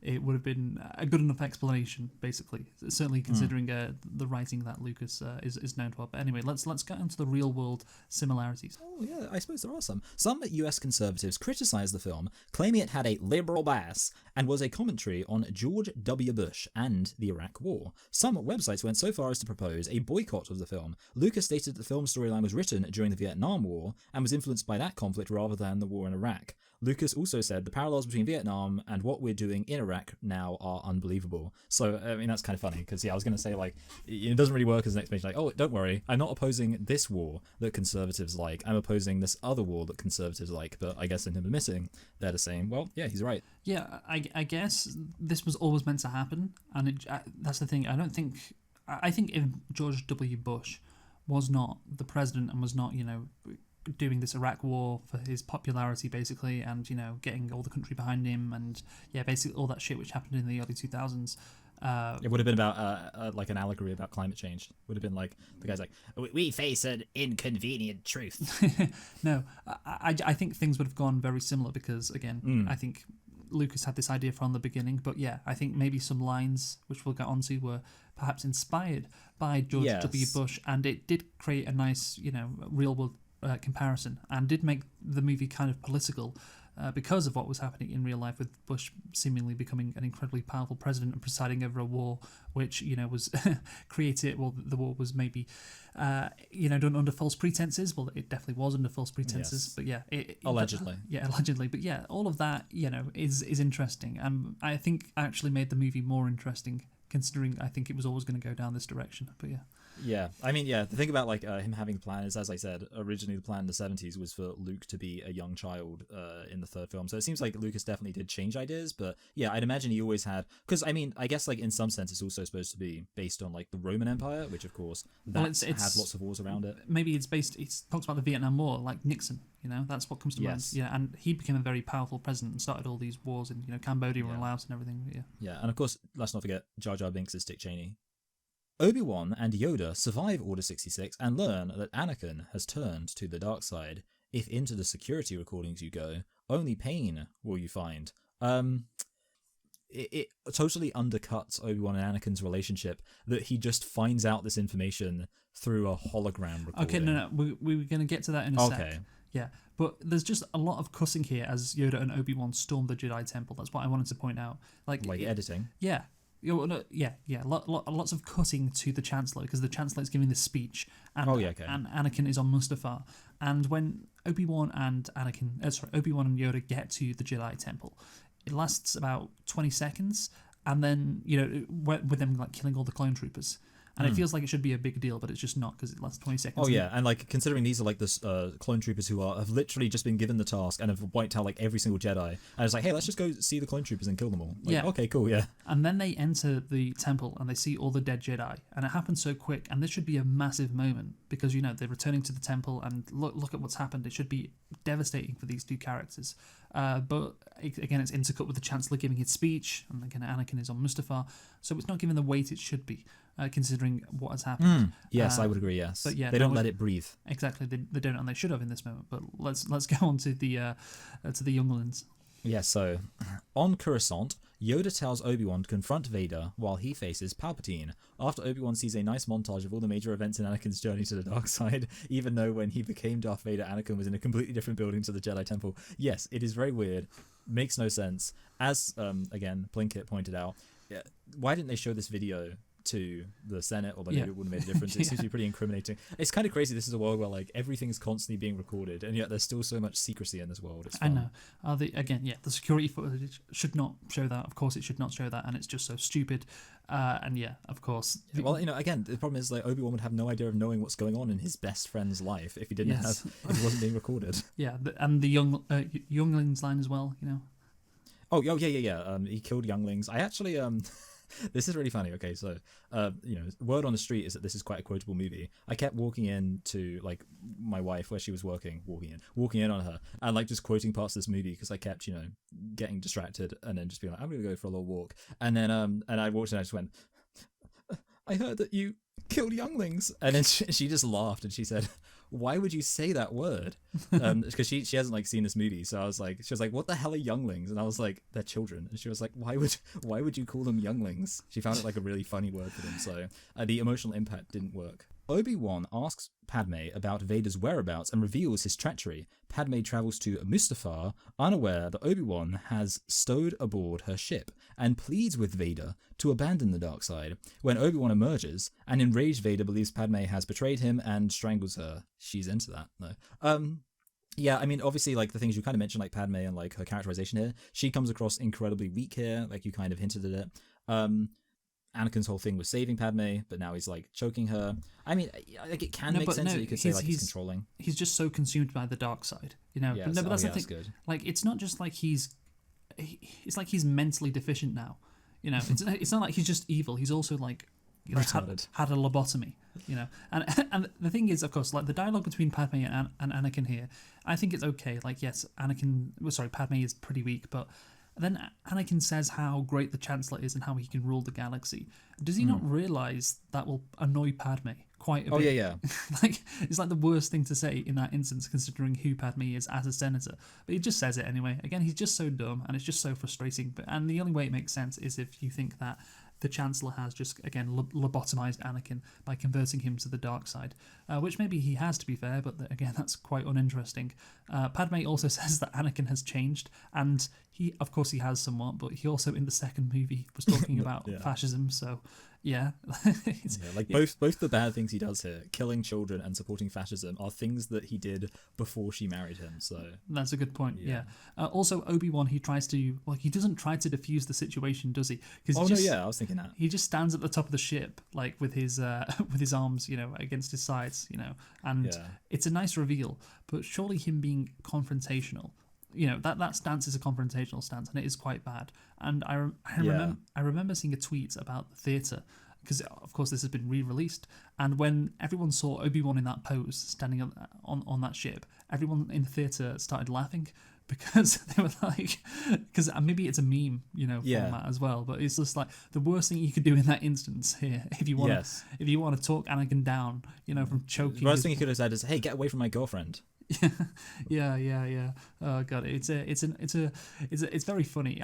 I like the pose, but Obi-Wan just comes into this like situation and does not care about like getting Anakin back to the light side. Yeah, he just is determined to piss off Anakin and fight him, which is again not what you would suspect, considering who Obi-Wan is and the relationship that he has with Anakin. Oh no, yeah, absolutely. It's I mean, again, but it kind of seems like he never liked him. you could absolutely believe it. It was like, yeah, no, he's fine, but he did find Anakin a bit annoying. Anyway, Obi-Wan and Vader engage in the most epic, insane black Obi-Wan and Vader engage in the most epic, insane, back-flipping lightsaber duel ever, which ends with Obi-Wan severing Vader's arm and both legs, and I believe... So, it's really funny. He just leaves the arm that was already robotic. Vader is then burned alive by a nearby lava flow as Obi-Wan retrieves Vader's lightsaber and leaves him for dead. Yeah, that's fun. Okay, well, the fight is way too long. Okay, yes, we're going to talk about this, and I've got quite a few things to say about this fight. Yes. So, the build-up is good, I will say. It's like the one moment in the prequel trilogy where the weight of what Lucas is attempting, like, it's Obi-Wan and Anakin, these two friends turned rivals, because it's a pretty, he's attempting a lot of tension here. He's trying to create that, this is a big deal. And I think he kind of pulls it off. It's like the one moment where, again, he tries to do something big and it does work. But, of course, the whole thing has been memed at the same time. So there is that. And we'll get to some of Anakin's dialogue in a bit. But, yeah, the duel itself, of course, is self-indulgence. And it keeps also cutting from their fight to Yoda and the Chancellor's fight, too, which I just did not agree with. Like, I just think, like, you want to keep... This is the big deal, and you keep cutting away from it. And it's because, of course, the fight was choreographed, but you can also only choreograph so much, at one time. So you have to keep cutting away to the next choreographed sequence, basically. And I do love how the lava is timed so well. And I didn't know how there's a bit of infrastructure which goes in the lava. And, like, Anakin, I think, presses a button which causes... so I think, there's a force field around it which stops it melting, but because he hits the button, that turns off the force field and causes it to start melting. Why would there be that button? That's a good question. Maybe, Why? I don't know, I mean... I guess maybe the perspective is like when they need to like maybe it shouldn't. Yeah, you're right. Maybe it shouldn't be just a button. It should be some kind of like code or something. Because I can understand why they might need to turn it off for, I don't know, like maintenance or something. But whatever. Yeah. Get into the real world building here. Yeah, you imagine like the Mustafar workers here. It's like, hey, big deal on the getting trained up. Do not press this button, okay? Because it destroys everything. All right. So make sure you don't do that. Yeah. But yeah. Okay, let's talk about Anakin's dialogue now, because it shows just how deluded he is, saying the Jedi were plotting to take over. And again, it's not true. Like, he should know it's not true. He knows it's not true. Yeah, and Obi-Wan is like, Anakin, you fucking moron. Like, the Chancellor... Anakin, you stupid bitch. Like, what the fuck are you talking about? The Chancellor is literally a Sith Lord. Like, you know this. He's evil. And then Anakin says one of the funniest lines in the movie. I don't know what you're about to say, Luke. In the movie, he says... Well, from my point of view, the Jedi are evil, and from my point of view is a great line. Yeah, it's just like it's like such a great way of making it sounds so artificial. It's kind of like that Lucas was thinking, how can I make him say what his point of view was? Yeah, it's like it's kind of like, okay, there's like that famous quote by George R.R. Martin. Oh, another great George, where he says like the greatest stories are the human heart in conflict with itself, which is like a really good quote about like writing really good character drama. But like if a character in Game of Thrones said, "My heart is in conflict with itself," like that's basically the equivalent to what you have here, where it's like he's like, well, the important thing about the story is that they have different points of view. Yeah, I know. But it makes no sense that he'd have that point of view, though. Again, it's so stupid. True, yeah. Like, he's so dumb and irrational. Again, this is what I'm talking about, him having a lobotomy. Like, it's like Obi-Wan is like, in this instance, arguing with a Trump supporter. Like, it's just like, hey, the Chancellor is literally evil. He is literally a Sith Lord. You know this. And Anakin's like, nope, I don't know it. Even though I said to Mace Windu earlier, he's a Sith Lord and, we've got to stop him. I somehow have just been turned completely against him. Against the Jedi, my mental faculties have decreased. And yeah, I'm sorry, pal. No, it's from my point of view, you're evil.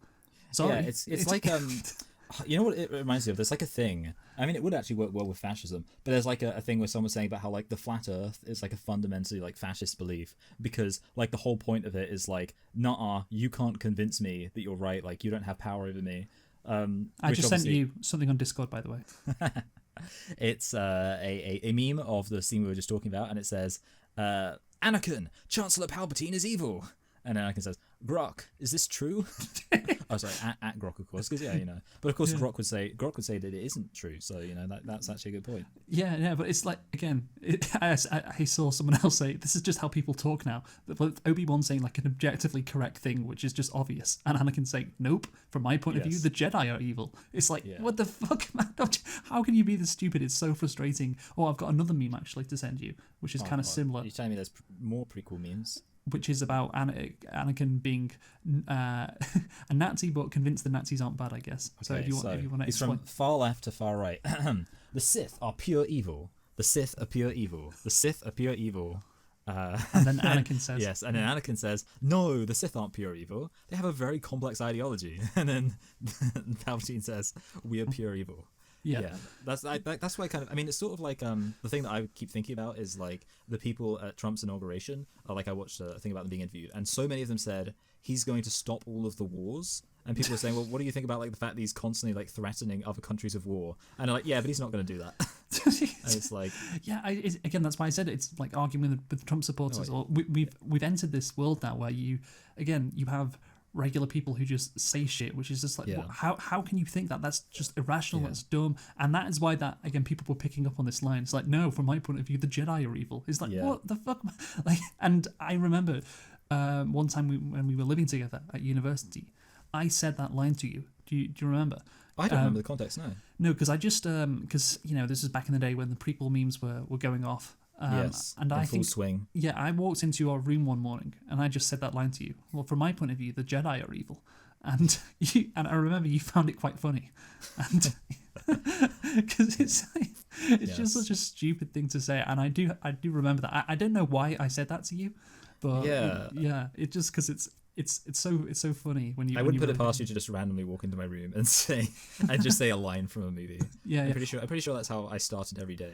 Yeah, that was my wake up call. Well, especially that movie, or especially that line. Sorry, and let's move away from the dialogue and talk about the ending to this epic fight. Yes, where Obi-Wan has the high ground. He says it, but then he also says it's over, which is weird because Anakin could just like go to a different part of the banking and then get the high ground himself. Yeah, he could also just run away. He could. If he wanted. Yeah, I guess it makes sense that his hubris got him killed, of course, because he thinks he's so powerful and everything. And I do think Hayden Christensen is a good actor here, because Lucas wants Anakin to just be like demented and like crazy and like evil, and Hayden Christensen pulls that off well, to be fair to him. Yeah. But I just think the ending, of course, that's been memed as well. I have the high ground. Again, I don't think it really matters if you have the high ground in a lightsaber duel, because that can change quite quickly, Yeah, you just jump over. Yeah, and I mean, obviously, he could have just jumped on, he didn't have to jump over him at all. Yeah. Oh, and of course, there's the fact that Obi-Wan killed Darth Maul when Darth Maul massively had the high ground, so... Yes, that's a good point. That is a great point, yeah. The film's climactic duel has its basis in the Return of the Jedi novelization, in which Obi-Wan recounts his battle with Vader that ended with the latter falling into a molten pit. Okay, this is interesting. I'd actually heard that this information was known prior to... I mean, I guess it makes sense because obviously, you can see in Return of the Jedi that Darth Vader's face is totally messed up. He's not just wearing that costume for fun. Yeah. No, it is a good setting, and it makes sense with how Vader became Vader. Just again, the fight is so self-indulgent. All the flipping, all the lava, all the epicness. It just doesn't really need to be like that. To be honest, it got a bit much. But yeah, let's move on to another line of dialogue that Anakin says. A lot of media coverage was given to an exchange between Anakin and Obi-Wan leading to the conflict. If you're not with me, then you're my enemy, Anakin declares. The Seattle Times concluded, without naming Bush or the Patriot Act, it's all unmistakable no matter what your politics may be. Anakin's "if you are not with me, then you are my enemy" line is a reference to Bush's post-9/11 quote, "You are either with us or against us." Yeah, it is quite a common sentiment, you're either with us or against us, but yeah, that seems like it could be a quite direct reference. Oh, no, I definitely think it is. Because then Obi-Wan says only a Sith deals in absolutes, which isn't really true. And again, is a line that has been memed. But yeah, again, I think Anakin said that because of Bush's quote. Lucas is a liberal. Bush was the evil guy when he was writing this. So yeah, I think that totally makes sense. And yeah, I think, again, the whole plot, of what happens in the movie, I don't think that was influenced much by Bush. and the Iraq War and the Patriot Act, but I certain think like some references. Yeah, certain references, lines like this definitely were, and I think this is one of them. So yeah. Oh yeah, I would agree. I think, and I mean, it's kind of reasonable to be inspired by certain people, and draw from real world experiences. Yoda battles Palpatine on Coruscant, culminating in a stalemate. Yoda flees with Senator Bail Organa and regroups with Obi-Wan and Padme on the planetoid Polis Massa. Padme gives birth to twins, whom she names Luke and Leia. She then dies from the medical condition, losing the will to live, still believing there is good in Anakin. I mean, I'm glad that I feel like her and Anakin should have spoken about like naming the kids in advance, because it feels like really weird that she like names the kids, but there's no significance to the names at all. But yeah, I mean, whatever. Like, it's just they're wrapping everything up. Fight between Yoda and Palpatine wasn't really necessary. I think you can make the criticism that these really powerful Force users, maybe it's more interesting if they don't debase themselves to just using lightsabers, but whatever. I can understand Yoda using a lightsaber because he is a Jedi, even though does it make sense considering he's so small? But yeah, I think the Chancellor using one again is stupid, but the battle is just so mid, At least there's some like, because they're battling in the Senate, they're battling for control of the Republic, I guess, is why they're battling in the location that they are. But yeah. When I was a kid and retarded and considered Attack of the Clones to be my favorite film, this was like my favorite fight, because I was like, well, Yoda's the most powerful, good Jedi, and Darth Sidious is the most powerful bad Sith. So them fighting is intrinsically awesome. So yeah, this was my favorite fight. Yeah, and I still stand by that opinion. Yeah, I just think it's mid. It's kind of unnecessary. Yeah, it doesn't need to be there, but I guess it's there because it's the Chancellor. Oh, it's the Emperor versus Yoda, so it's epic and everything. But yeah, it's not imagine good. thinking that. Padme dying, by the way. Yes. Again, it's a good message or fable, I guess. If you were, it's kind of like a fable. Like, oh, he sought so much power to, protect Padme that his quest for power actually it killed her. Ironic. Yes, ironic. But yeah, it's still kind of stupid, like she died because she was losing the will to live. I do like how, she's dying and Anakin is getting the Vader suit at the same time. That's nice. That's nice. That's a nice comparison. Of course, yeah, they're both dying in different ways, although Anakin's basically already dead. But yeah, it's a nice reminder because Lucas is, cutting between one and the other. And it's a nice reminder how bad the romance was, because I was thinking, well, this would hit hard. This would go quite hard if the romance between Anakin and Padme was actually good, because it would be kind of sad and tragic. But of course, it did not hit hard. It was quite bad throughout the trilogy. So yeah, there's no emotions coming out of me when this happens. What about when Vader said no? Okay, we're gonna get to that now. Okay, sorry, I didn't realize we were not quite there yet. Palpatine recovers a barely alive Vader on Coruscant. Vader's mutilated body is treated and encased in a black life support suit. When he asks about Padme, Palpatine says Vader killed her out of rage, leaving Vader devastated. Yes, he should be called Darth Devastated. Yeah, it's embarrassing that Vader's first words are about Padme.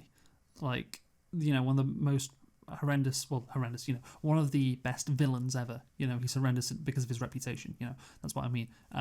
And his first words are, well, I know he's already Vader technically, but you know what I mean. Like when he puts on the suit, the iconic look, and he says, "What about Padme?" It's quite embarrassing. Would you say it makes him look a bit like a simp?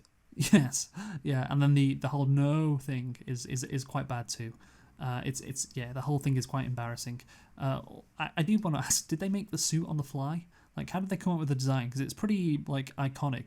And if they were just trying to protect him, they would have put him in a different suit, I feel. That's a good question, yeah. Like, this guy's like, he's got the name, he's got the suit. I think honestly, like, Anakin was an afterthought. Sidious, like, the first thing he was like, I'm going to have a guy called Vader, and he's going to have a really good suit, and it's going to look delish. And then, like, I was like, oh, actually, I guess I need someone to wear it. This guy will do. That's what I like to believe. I think he was more invested in the aesthetic than anything else. Obi-Wan and Yoda conceal the twins' birth from the Sith and retreat into exile until the Empire can be challenged in about 20 years' time. As Padme's funeral is underway on Naboo, Palpatine and Vader supervise the construction of the Death Star. Bail takes Leia to Alderaan to raise her as his daughter. Obi-Wan delivers Luke to Owen and Beru Lars on Tatooine, and everything is wrapped up in a neat little package then. Okay, like, it annoys me so much, but this is, I mean, it's mostly the fault of the films that established Owen and Beru. Well, really, it's the fault of the film that established that Anakin was born on Tatooine.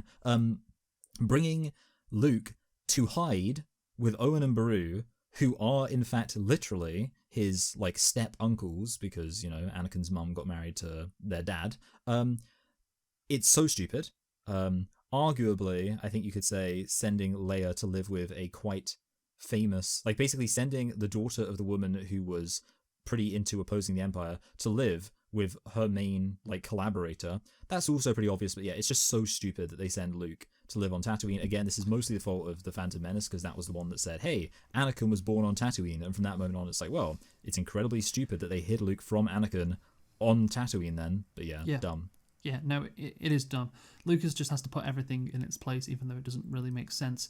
Again, maybe if Luke returned to Tatooine when he was a young kid, instead of right when he was born, maybe that would make more sense. But yeah, that's it. That's the end of Revenge of the Sith. So I'll just conclude. I think this movie was better than its predecessors because of the fact that there was some stuff that, well, there wasn't anything that, in terms of the actual plot, which really didn't make a lot of sense. Characters are just really dumb. And that is maybe something different, especially Anakin. He's quite dumb, and that is frustrating because he's the main character. It's about him turning to the dark side, and it's just not believable because of how stupid he is throughout the movie. But yeah, at least like big things happened. Like I said, things happen which are important, which were always going to happen, of course, because the original trilogy meant that you had to have these big events. But yeah, at least that is the case. So it's not as bad as 1 and 2. And yeah, you don't have like awful things throughout the movie like the Padme Anakin romance like in Attack of the Clones. Overall then, I think we have to give this movie a 4 out of 10. Well, I am at least. I think I gave the first two, I think I give them each a 2 out of 10. This is twice as good, so it's a 4 out of 10. What about you, Michael? Yeah, okay, so I mean, yeah, as I said at the beginning, like I said, this is the worst prequel film, but of course I then clarified it is overall a better film. I pretty much agree with you. I do think like the fact there's more happening, the fact there's like a sense of purpose and a sense of direction, it does achieve some stuff. Having said that, you could say there's more to criticize in a more significant way. Because in a way, like when a film's boring but it's like stupid, you're like, well, who cares about the stupid stuff? Whereas if there's like exciting stuff happening, but the exciting stuff is stupid, obviously, kind of like I already implied, the excitement bothers, or the stuff bothers you more because you're excited about it. I remember someone said like, the Phantom Menace was the origin for the term anticipatment, where you're anticipating something and then you're disappointed by it. But the thing is, for me, this is the real anticipatment, because you're like, let's see how it all comes into place. You're like, so based on like that being my big criticism, the fact that there is stuff happening almost makes, it's kind of like the dark side, it corrupts that which is good, because it's almost like the fact it's so stupid, it makes the exciting stuff happening more annoying. I was actually going to give this a low 3, and I believe I gave the other 2 a high 2. So even though I still think this is a slightly better movie, the fact that I said as a prequel it annoys me more is kind of reflected in the fact I'm not rating it very much higher. So we next time are doing Lilo and Stitch. Yes, we are. Yeah, so join us for that. This has been quite a long review of Revenge of the Sith, but there we go. We've reviewed all 3 Star Wars prequels. Out of 30, I gave it a possible 8 out of 30. Not the best. Yes. But yeah, join us next time for Lilo and Stitch. Who have you been, Michael? I've been Michael. Thanks for listening and goodbye. Goodbye.